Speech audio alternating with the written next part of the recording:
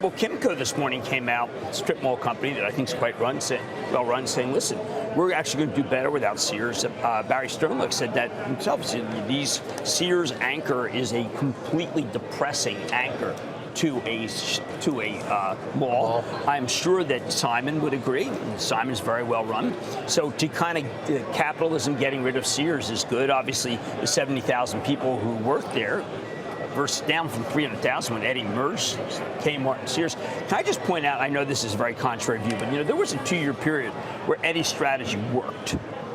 Well, you certainly, as a shareholder, had an opportunity to sell and have made a lot of money because there was a great deal of focus on his ability to monetize from a real estate perspective not long after the Kmart Sears deal. Right, and remember, he sold 18 stores for almost $300 million to Home Depot. Right. So you had a valuation of a company with $9 billion, and he sold 18 stores, and there, of course, there were thousands of other stores. So you start thinking this was worth it. Takes the money, buys back stock. You should take a look at the run it had. I like your analysis, David. If you were in it because of the restructuring, you should have. You made good money. I know people who believe, though, that would continue, to your point. Well, we're actually doing the math and saying, oh, yeah, 18 versus the store base. I was one of those people. I told it. I said, but then when it went down to back to 110, I said, all right, well, but I guess people felt Home Depot had been foolish. He didn't invest in advertising. He didn't invest in the stores. Right. Comp store sales, I remember having this argument with people who represented Sears, like, at some point, it's got to go positive. Remember what Eddie said? It was negative every single Eddie quarter. Said that was, I remember he said, Jim, this is the wrong metric. I know. And I said, from W.T. Grant's, the only thing I know is that metric. Although there was a point at which these stores threw off a lot of cash, and we are reminded of a business we cover, pretty famous, asking, is Lampert the next Warren Buffett? Right, that's the kiss of death, huh? Yeah. But I do want to point out that look great there. When they sold those stores, they looked like such geniuses. And then when it turned out that in retrospect, Home Depot, it was one of the worst things that Home Depot ever did.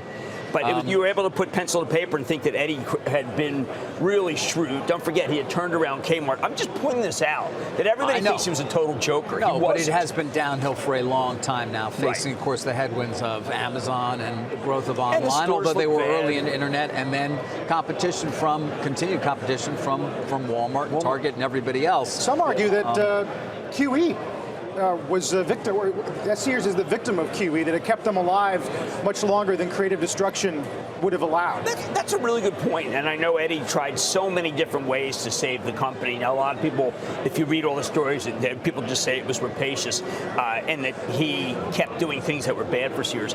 I will point out that Eddie Lampert has pride. You may think he made out somehow from this.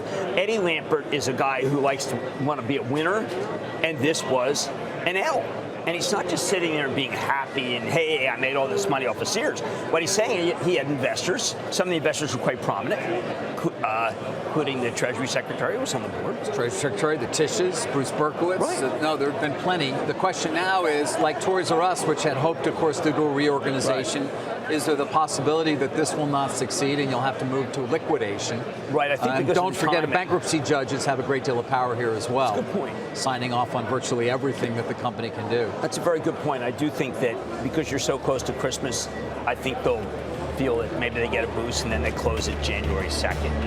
That would be a realistic thing. You mean this close what? What? They could close everything. Oh, you're saying that's still a now look, possibility.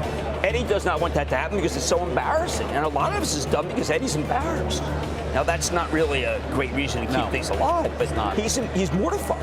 I would imagine he's felt that way for a few years at least. Yeah, well, you can go back and being in 2009, the rhetoric was, wow, did he blow this? Running the company from Florida all these years? No, also from Connecticut and the yacht. Don't just pin it to Florida. That's not fair. Okay.